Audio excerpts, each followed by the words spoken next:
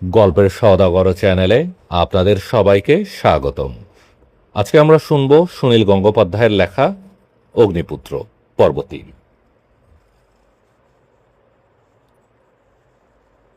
তার ভারতীয় বন্ধুরা তাকে বিদ্রূপ করত এই জন্য। ইন্ডিয়া হাউস হোস্টেল ছেড়ে সে যখন এক মেম সাহেবের বাড়িতে পেইং গেস্ট হয়ে চলে গিয়েছিল, তখন সবাই তাকে বলেছিল বিশ্বাসঘাতক। কেউ কেউ ওকে মেরে ফেলার কথাও বলেছিল। সাভারকর বাধা দিয়েছিলেন মাঝপথে। ঠিক সময়ে মদনলাল সভাগৃহে উপস্থিত। গান বাজনার অনুষ্ঠানের পর একসময় দেখা গেল কার্জন ওয়াইলি সিঁড়িতে নেমে আসছে। মদনলাল ঠিক তার সামনে গিয়ে তার নাকের ডগায় পিস্তল ছুঁয়ে পরপর 5টা গুলি লেগে দেন। কার্জন ওয়াইলির মুখখানা এমন ছিন্ন ভিন্ন বিকৃত হয়ে গেল যে তার নিকটাত্মীয়রাও দেখে তাকে চিনতে পারবে না। গুলি খেয়ে যখন কার্জন ওয়াইলি পড়ে যাচ্ছে, তখন পাশ থেকে এক পার্সি ভদ্রলোক যার নাম কাওয়াসজি লাল কাকা ছুটে এলেন সাহেবকে বাঁচাতে। ধিংরার ষষ্ঠ গুলি ফুরে গেল লাল কাকার দেহ। তারপর ধিংরা হাতের পিস্তল ফেলে চেঁচিয়ে বলল, কারুর ভয় পাবার দরকার নেই, সে আর কারু কোনো ক্ষতি করবে না। দুজন পুলিশ দুদিক থেকে ঘিরে ধরল ধিংরাকে। একজন তার হাত চেপে ধরতেই ধিংরা অসীম বিদ্রুপের সঙ্গে বলল, আমার হাত ছেড়ে দাও, আমার কোটের স্ত্রী খারাপ হয়ে যাবে। ওখানে উপস্থিত সমস্ত লোকের বুক ভয় তখনও ধরফর করছে। তো ডাক্তার পরীক্ষা করে দেখছিল ধিংরার পালসের গতি একেবারে স্বাভাবিক। বিচারের সময় সে জজের উদ্দেশ্যে বলেছিল, আমাকে নিয়ে তোমরা যা খুশি করতে পারো, তোমরা শ্বেতাঙ্গরা এখন সর্বশক্তিমান, কিন্তু জেনে রাখো একদিন আমাদেরও দিন আসবে। জেলে সাভারকর গিয়েছিল ধিংরাকে দেখতে। মানুষ যেমন দেব দর্শনে যায়, সেরকমই সাভারকর তাকে বলেছিলেন, আমি তোমাকে দর্শন করতে এসেছি, তোমার কিছু চাইবার আছে? ধিংরা সকৌতুকে বলেছিল, ইংরেজের কৃপায় সবই তো এখানে আছে, শুধু টায়ের নট ঠিক আছে কিনা সেটা দেখবার জন্য একটা আয়নার বড় অভাব বোধ করছি। ফাঁসির মঞ্চে ওঠার সময়ও ধিংরা কালো কাপড় মুখের বোধ দেয়নি। সে পালিশ করা জুতো ও নিভাজ স্যুট পরে সেজেগুজে মরতে গেছে। 1909 সালের 17ই আগস্ট লন্ডনের পেন্টনভিল জেলে ধিংরার ফাঁসি হয়ে গেল।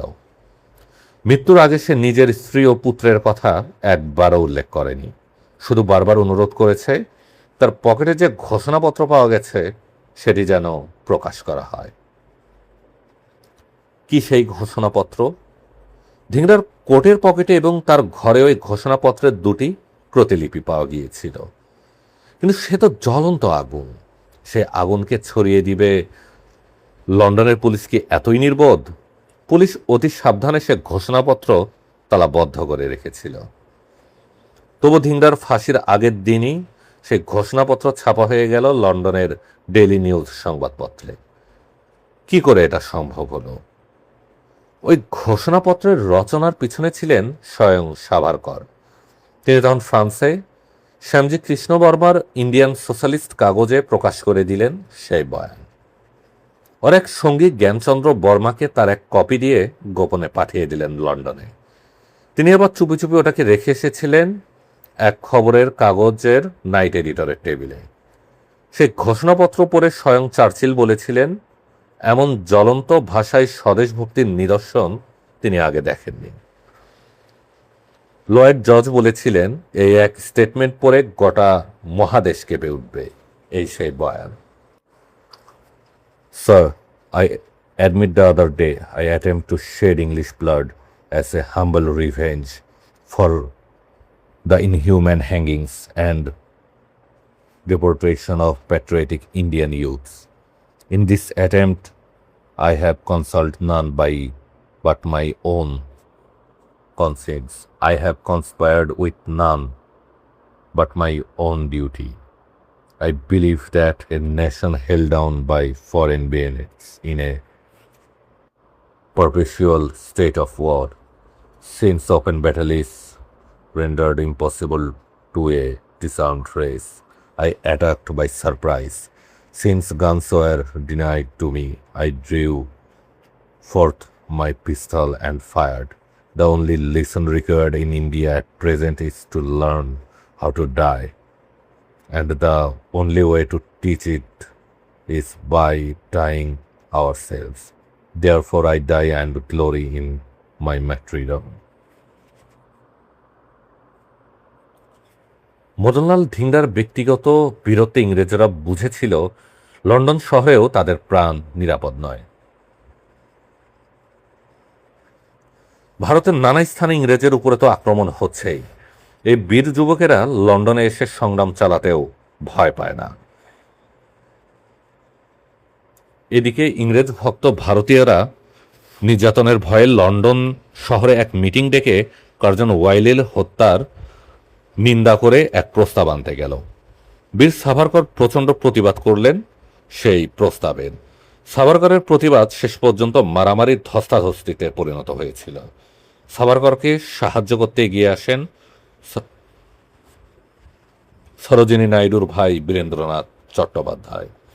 বীরেন্দ্রনাথ চট্টোপাধ্যায় দ্য টাইমস সংবাদপত্রে চিঠি লিখে জানিয়ে দিলেন এরকম হত্যার তালিকা আরও দীর্ঘ হবে। এরপর পুলিশের চোখে ধুলো দিয়ে সাভারকর এবং বীরেন্দ্রনাথ চট্টোপাধ্যায় আত্মগোপন করলেন ফরাসি দেশে। পাঞ্জাবের পর আবার মহারাষ্ট্রের দিকে তাকানো যায়। মহারাষ্ট্রের দেশব্রতী যুবকেরা অভিনব ভারত নামে প্রতিষ্ঠানের মাধ্যমে নিজেদের সংঘবদ্ধ করেছিল জেলায় জেলায়।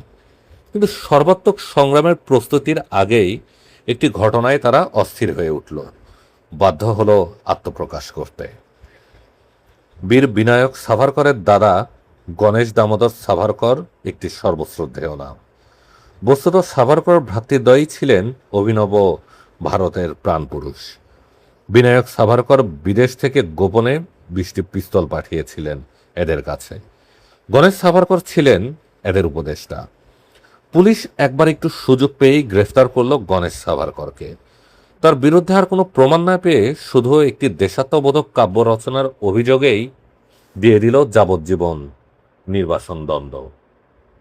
একটি কবিতার বই প্রকাশ করার অপরাধে এরকম শাস্তি দেবার উদাহরণ আছে কোনো সভ্য দেশে?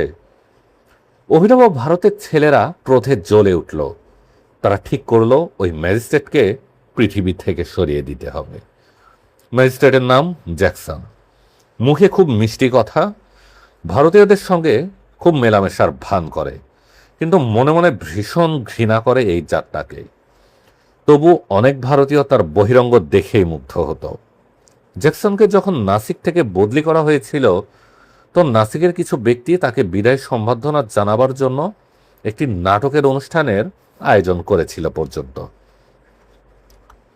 নাসিক থেকে অনেক দূরে ঔরঙ্গাবাদের একটি বাড়িতে বসে বিপ্লবীরা গোপনে আলোচনা করছিল। নিজেদের মধ্যে তারা প্রশ্ন করছিল, জ্যাকসন হত্যার ভার কে নেবে, কার আছে এত সাহস? সেই বাড়িতে থেকে একটি গরিবের ছেলে কোনো ক্রমে নিজের পড়াশোনা চালাচ্ছিল। সে সেই গোপন আলোচনা শুনতে পেয়ে বলল, আমি পারি এ কাজ। এবং নিজের যোগ্যতা প্রমাণ করবার জন্য সে জ্বলন্ত লণ্ঠনের উপর হাত মেলে ধরল। মুখের একটাও রেখা কাঁপল না। ছেলেটির নাম অনন্ত লক্ষণ কানহেরে। কানহেরেকে ঔরঙ্গাবাদ থেকে নিয়ে আসা হলো নাসিকে।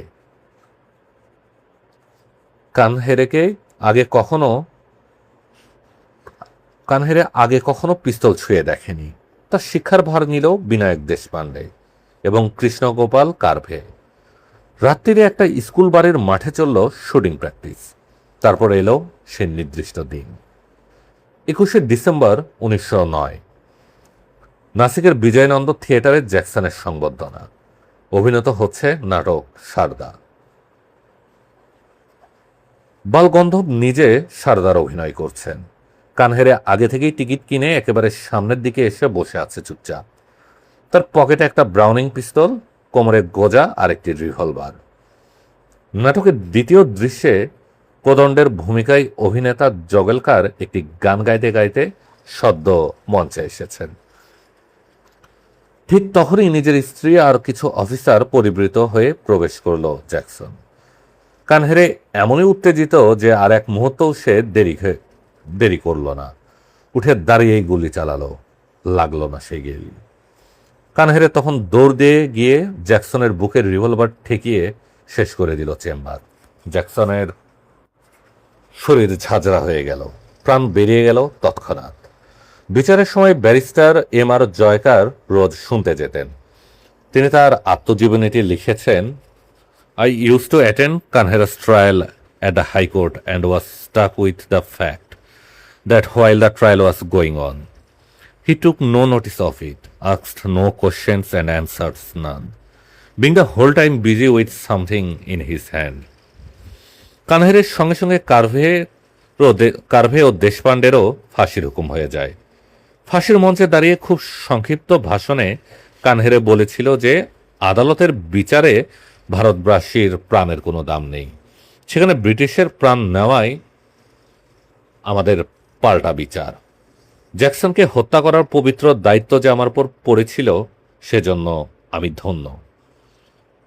এরপর আমরা তাকিয়ে দেখি দক্ষিণ ভারতের দিকে। পরাধীনতার শৃঙ্খল মোচনের সংকল্প ছড়িয়ে পড়েছে সেখানেও। ত্রিবাঙ্কুরে টুটিকরিণে স্থাপিত হয়েছে ভারত মাতা অ্যাসোসিয়েশন। এর সদস্যরা দীক্ষা নিচ্ছেন স্বদেশী মন্ত্রের। সংগঠন ও প্রচারের মাধ্যমে এরা দেশবাসীকে সজাগ করতে চান। ফিরিঙ্গি নাসিনী প্রেস তৈরি করে এরা গোপনে বান্দামাতরম নামে ইস্তেহার ছড়াচ্ছেন তামিল ভাষায়। টুটিকরিণে এই ভারত মাতা অ্যাসোসিয়েশনের এক গোপন সভায় ওয়াংচি আয়ান নামের একজন কেরানি উঠে দাঁড়িয়ে বললেন, শুধু আলাপ আলোচনায় কি হবে, শ্বেতাঙ্গদের শাসনের ফলেই আজ এদেশের কোটি কোটি মানুষ না খেয়ে মরছে। দুর্ভিক্ষের দারিদ্র্যে দেশ ছেয়ে গেছে।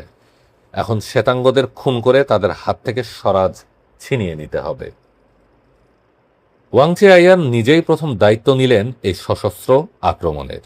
অন্ধ্রপ্রদেশের গ্রামে গ্রামে ইস্তেহার ছড়িয়ে দিলেন, ওরে ব্রিটিশ কুকুকল্লারা, এ অন্ধভূমি বতিলে পেন্ডিরা, অর্থাৎ ব্রিটিশ কুকুর এই অন্ধভূমি ছেড়ে চলে যা।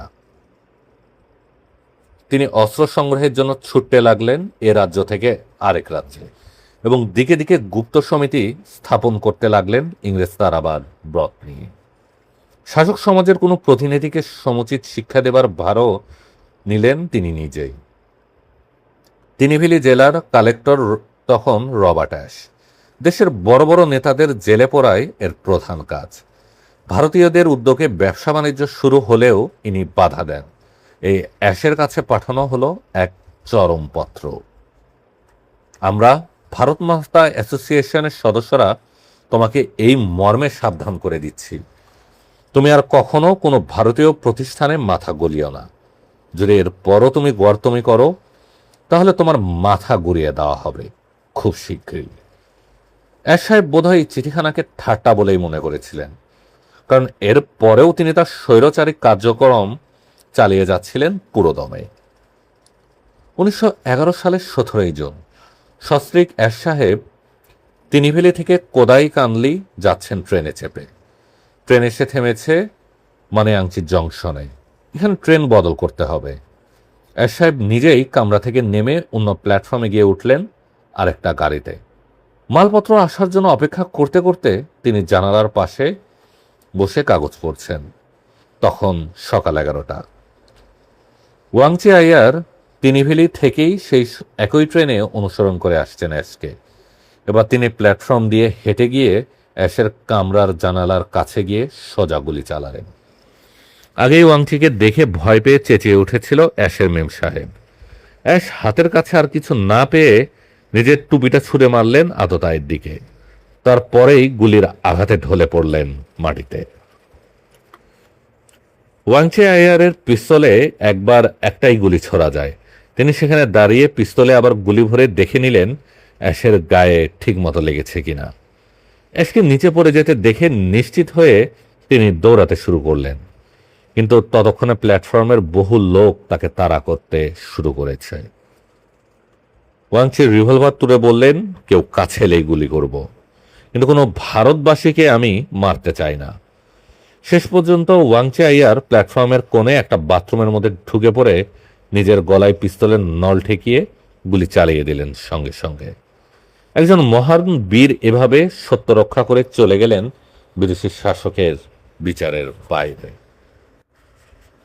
কি খেতেলে নব্রত হে অমহি অন্ধ তেনে, লব্ধ প্রকাশ ইতিহাস নিঃসর্গমানে, যে দিব্য দাজ্জাক মনহনি আসাব আছে, বুদ্ধাঞ্চি বান্ধারিলে করি হে সঞ্চিতে। অর্থাৎ আমরা যে ব্রত নিয়েছি তা অন্ধ আবেগে নেইনি, ইতিহাস ও প্রকৃতির মধ্যেই এর প্রকাশ দেখতে পাওয়া যায়। যে দিব্য আগুন আমরা ধারণ করেছি সতীর ব্রতের মতোই তা আমাদের স্বেচ্ছায় গ্রহণ করা। এই শতাব্দীর গোড়ার দিকে যে কটি বিপ্লবী কার্যকলাপ হয়েছে তার অনেকগুলি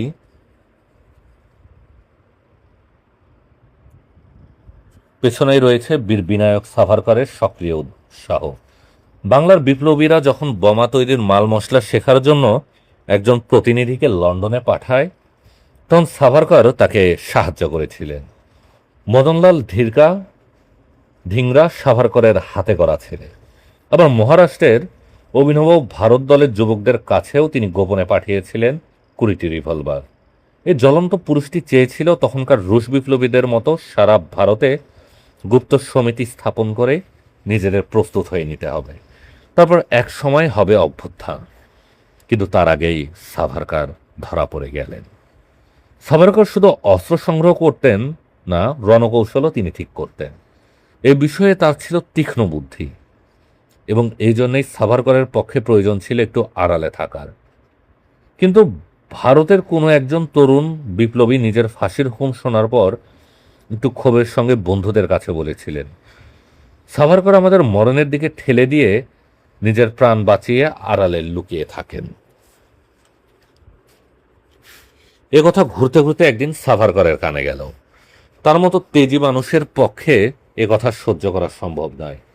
হটকারের মতো তিনি তখনই নিজের অজ্ঞাতবাস থেকে চলে এলেন লন্ডনে, এবং প্রায় সঙ্গে সঙ্গেই ধরা পড়ে গেলেন ভিক্টোরিয়া স্টেশনে। সাভারকরের নামে ভারতে তার দুটো কেস ঝুলছে। বিচারের জন্য তাকে নিয়ে আসতে হবে ভারতে। কঠোর পাহারায় তাকে তোলা হলো মুরিয়া জাহাজে। সাভারকর সাংঘাতিক আসামি। রক্ষীরা এক মুহূর্তের জন্য তাকে চোখের আড়াল করে না, এমনকি বাথরুমের দরজার মাঝখানেও কাচ বসানো আসছে। তিনি বাথরুমে গেলেও রক্ষীরা কাচে চোখ লাগিয়ে নজর রাখে, কিন্তু এত করেও তাকে আটকে রাখা গেল না। সাভারকরের বাথরুমের দরজা বন্ধ করেই সেই কাচের উপর তোয়ালে চাপা দিয়ে দিলেন, তারপর পোর্টহোলের মধ্যে দিয়ে লাফিয়ে পড়লেন সমুদ্রে। জাহাজ তখন মার্সেই বন্দরের কাছে এসে ভিড়ছে। সাভারকর প্রাণপণে সাঁতরে তীরের দিকে যেতে লাগলেন। ততক্ষণে রক্ষীরা টের পেয়ে গুলি চালানো শুরু করেছে। তবু সাভারকর ঠিক পৌঁছে গেলেন। আগে থেকেই খবর পাঠানো ছিল সাভারকর এখানে জাহাজ থেকে পালাবেন। বীরেন চট্টোপাধ্যায় এবং মাদাম কামা আগে থেকেই গাড়ি নিয়ে উপস্থিত থাকবেন সেখানে। কিন্তু শেষ রক্ষা হলো না। আসবার পথে গাড়ি খারাপ হয়ে যাওয়ায় বীরেন চট্টোপাধ্যায় আর মাদাম কামা ঠিক সময়ে পৌঁছাতে পারেননি। সাভারকর একজন ফরাসি পুলিশকে জড়িয়ে ধরে বললেন, আমাকে থানায় নিয়ে চলো। ফরাসি দেশের মাটিতে ইংরেজ আমাকে গ্রেফতার করতে পারবে না। ফরাসি পুলিশ কিছুই বুঝতে পারল না। সারা গা ভিজে একজন বিদেশি মানুষ হাত পা ছুঁয়ে কি বলছে। সাভারকর ফরাসি ভাষা ভালো জানতেন না। ততক্ষণে ইংরেজ রক্ষীরা এসে পৌঁছে গেছে। তারা ফরাসি পুলিশকে বুঝে সুঝে সাভারকরকে আবার জাহাজে তুললেন। আন্তর্জাতিক আইন অনুসারে এই কাজটা বেআইনি। আন্তর্জাতিক আদালতে এই নিয়ে মামলা উঠেছিল, কিন্তু এশিয়ার কলোনির ব্যাপারে তখন ইংরেজ আর ফরাসি সরকারের খুব ভাব। একজন ভারতীয় বন্দীকে ইংরেজের হাতে তুলে দিতে ফরাসি সরকার আপত্তি করলেন না। সাভারকরকে এনে ভরা হলো ভারতের জেলে। নাসিক ষড়যন্ত্র মামলায় আলাদা আলাদাভাবে সাভারকরকে 2 বার যাবজ্জীবন কারাদণ্ড দেওয়া হলো। দণ্ডাদেশ শুনে সাভারকর কারারক্ষীকে বললেন, আমার তো জীবন একটাই, 2 বার যাবজ্জীবন দণ্ড ভোগ করব কি করে?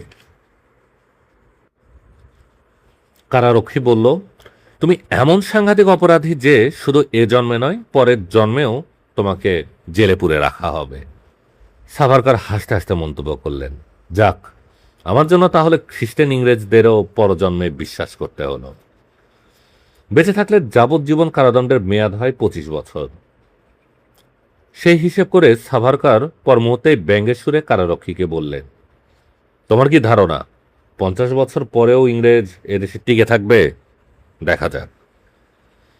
সাভারকার জেলে গিয়েছিলেন 1911 সালে। আমরা জানি তারপরে আর 50 বছর ইংরেজ এদেশে থাকতে পারেনি। আন্দামান জেলে কি অসহ্য অত্যাচার ও নিপীড়ন সহ্য করতে হয়েছে তাকে, তার বিবরণ আছে সাভারকারের আত্মজীবনীতে। তার দাদা গণেশও তখন আন্দামানে, এদের আরেক ভাইও কারারুদ্ধ। আন্দামান জেলে অধিকাংশ ওয়ার্ডার এবং রক্ষী ছিল উত্তর ভারতের অশিক্ষিত মুসলমান। এদের নৃশংস উৎপীড়নে অনেক রাজনৈতিক বন্দী আত্মহত্যা করেছে, অনেকে পাগল হয়ে গেছে। অনেকে এদের জন্যই দুঃখের বিষয় সাভারকরের মতো সংস্কারমুক্ত তেজস্বী মানুষের মধ্যেও পরবর্তী জীবনের ধর্মীয় গোড়ামি এসে গিয়েছিল। জেলখানায় বসে তিলক, শ্রী অরবিন্দ, গান্ধীজি, জওহরলাল নেহরু, সুভাষচন্দ্র, সরোজিনী নাইডু প্রভৃতি অনেকেই উৎকৃষ্ট সাহিত্য সৃষ্টি করে গেছেন। কিন্তু সাভারকর যদিও কবি ছিলেন, তবু তাকে এক টুকরো কাগজও দেওয়া হয়নি। তাতে নিরস্ত্র হননি তিনি। তার ছোট্ট কুঠির দেওয়ালেই তিনি কাঠকয়লা দিয়ে লিখতে শুরু করলেন একটি গাথা কাব্য।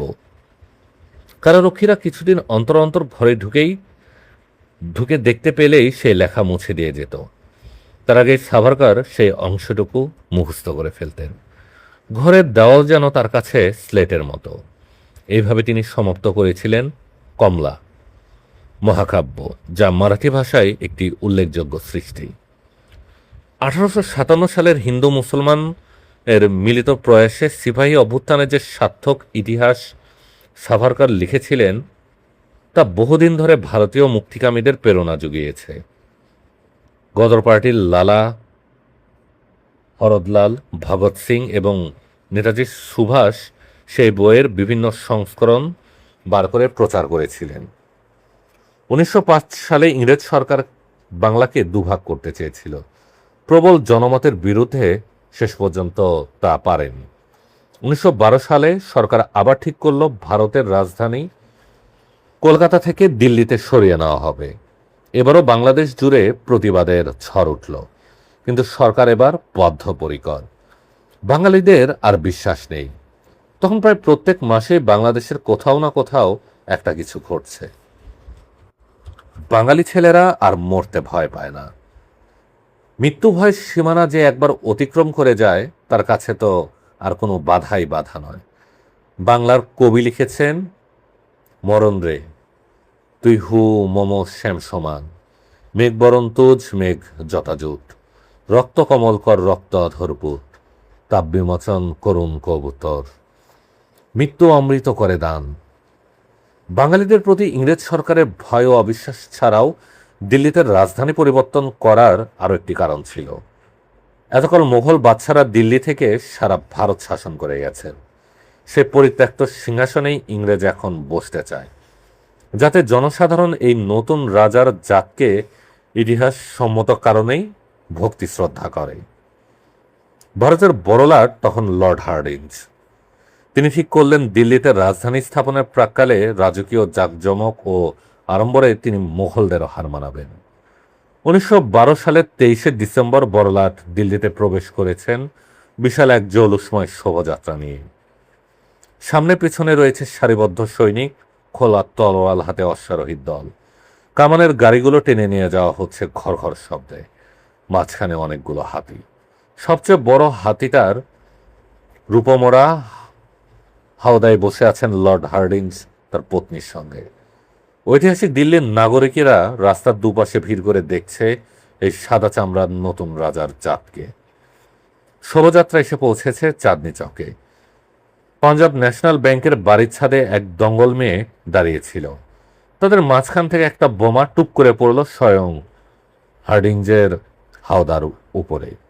বিপ্লবীদের সেই একটিমাত্র বোমার প্রচণ্ড শব্দে মিছিলের এত জাঁকজমক ম্লান হয়ে গেল। বোমাটি সামান্য একটি স্থানচ্যুত হয়েছিল। হার্ডিঞ্জ মারা গেলেন না বটে, কিন্তু শরীরের 6 জায়গায় আহত হয়েছিলেন এবং পিঠের মাংস কেটে হাড় বেরিয়ে গিয়েছিল। তার পেছনে যে লোকটা ছাতা ধরে দাঁড়িয়েছিল, সে সঙ্গে সঙ্গে মারা যায়।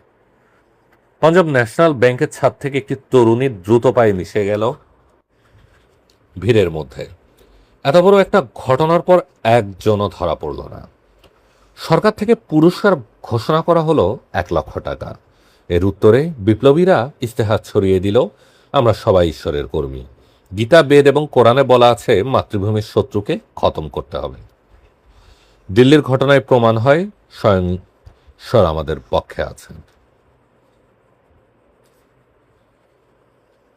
ওই ঘটনার 6 মাস পরে আবার লাহোরে গর্ডন নামে এক অফিসারকে হত্যা করার পরিকল্পনা করেছিল ওই বিপ্লবীরা, কিন্তু একটা বোমা একটু আগেই ফেটে যায়। সেই সূত্র ধরে পুলিশ খুঁজতে খুঁজতে শেষ পর্যন্ত দিল্লি পাঞ্জাবি বিপ্লব দলের সন্ধান পেয়ে যায়। একে একে ধরা পড়ল অবোধ বিহারী, আমির চাঁদ, বালমুকুন্দ, বসন্ত কুমার প্রভৃতি অনেকে, কিন্তু ধরা পড়লেন না শুধু একজন, যিনি ছিলেন এদের নেতা রাসবিহারী বসু। পাঞ্জাবে বিপ্লবীরা বহিঃশিকা আগেই জ্বলেছিল। এই সময় বাংলার সঙ্গে পাঞ্জাবের যোগসূত্র স্থাপন করেন রাসবিহারী। তিনি অনেকগুলো ভাষা জানতেন আর এমন নিখুঁত ছদ্মবেশ ধরতে পারতেন যে দেখলে চেনাই যেত না তিনি কোন প্রদেশের লোক।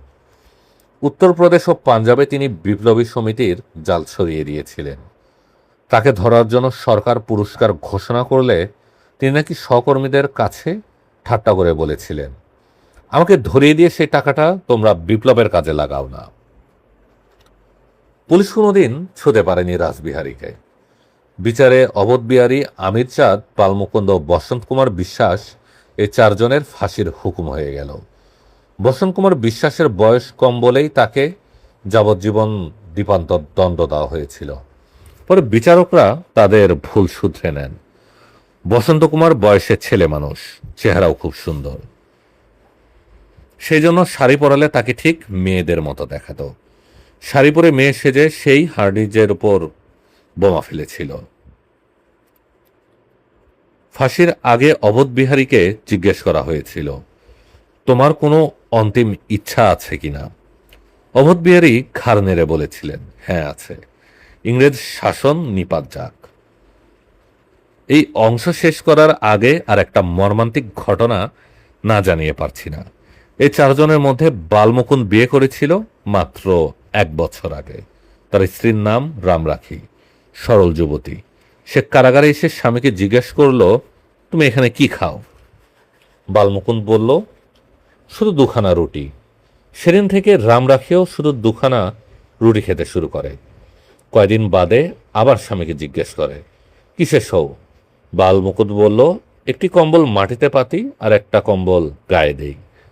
সেই থেকে রামরাখীও বাড়িতে বিছানা ছেড়ে মাটিতে একটি কম্বল পেতে আর একখানি কম্বল গায়ে দিয়ে শুতে লাগলো। তারপর বালমুকুন্দের ফাঁসি হয়ে গেল। এখন তো আর রামরাখীর স্বামী কিছুই খায় না, সুতরাং সেও খাওয়া ছেড়ে দিল একেবারে। আত্মীয় স্বজন, পাড়া প্রতিবেশী কেউ কিছুই বোঝাতে পারল না। বালমুকুন্দের ফাঁসির অল্প কয়েকদিন পরেই সতী রামরাখীও পৃথিবী ছেড়ে চলে গেল। প্রথম মহাযুদ্ধ শুরু হবার সঙ্গে সঙ্গেই ভারতীয় বিপ্লবীদের গতি প্রকৃতি অন্যদিকে মোড় নেয়। এতদিন গোপনে অস্ত্র শস্ত্র সংগ্রহ এবং চোরাগুপ্ত আক্রমণই ছিল বিপ্লবীদের পরিকল্পনার প্রধান অঙ্গ। এবার প্রকাশ্যে এসে মুখোমুখি সশস্ত্র আক্রমণের সময় এসেছে। এবার শুরু হলো বিপ্লবের দ্বিতীয় অধ্যায়। এই দ্বিতীয় অধ্যায়ের ব্যাপক পরিকল্পনা তৈরি হয় বিদেশে। ব্রিটেন, জার্মানি, আমেরিকা, কানাডায় প্রবাসী ভারতীয়রা স্বদেশের স্বাধীনতার জন্য একটা কিছু করার চিন্তা করছিলেন। বিভিন্ন দেশে স্থাপিত হয়েছে ভারতীয় সমিতি। রাজদ্রোহমূলক পত্র পত্রিকা প্রকাশিত হচ্ছে। এই সময় জার্মান সরকারের সঙ্গে তাদের একটা যোগাযোগ ঘটে গেল। যুদ্ধ হবার আগে থেকে জার্মান সরকার ভারতীয়দের উগ্রপন্থী ক্রিয়াকলাপ লক্ষ্য করছিলেন। নিজেদের স্বার্থে ইংরেজকে দুর্বল করে দেবার জন্য জার্মান সরকার ভারতীয় বিপ্লবীদের অস্ত্রশস্ত্র ও অর্থ দিয়ে সাহায্য করতে লাগলেন।